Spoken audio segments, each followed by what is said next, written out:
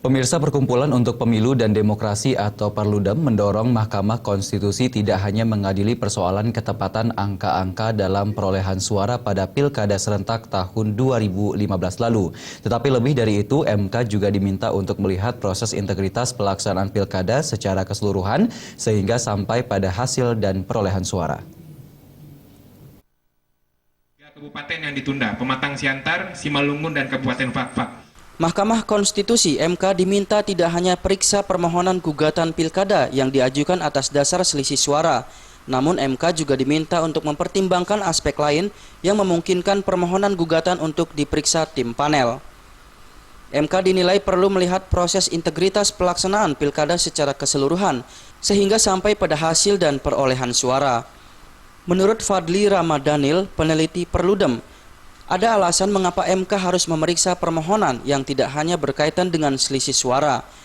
Dirinya mencontohkan, di Kabupaten Homang Hasundutan, Medan, Sumatera Utara, di mana satu partai politik mencalonkan 2 orang calon sekaligus. Hal tersebut dinilai perlu dipertimbangkan oleh MK.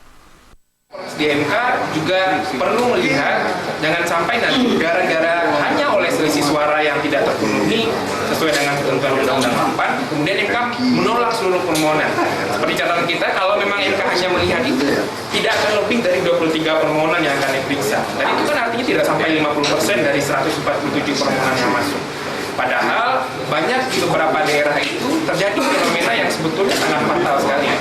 Dan di Humbang Hasundutan misalnya, tidak mungkin partai politik bisa mengajukan 2 calon dengan pasangan yang berbeda. Dan ini kan proses yang bermasalah dari awal ketika ada ruang bagi partai politik bersengketa untuk mengajukan pasangan calon secara bersamaan. Sejak Mahkamah Konstitusi (MK) membuka pendaftaran permohonan perselisihan hasil pemilihan kepala daerah atau PHPKada hingga akhir Desember 2015 lalu, MK telah menerima 147 pendaftaran permohonan dari 132 daerah, baik dari pemilihan gubernur, bupati, dan wali kota.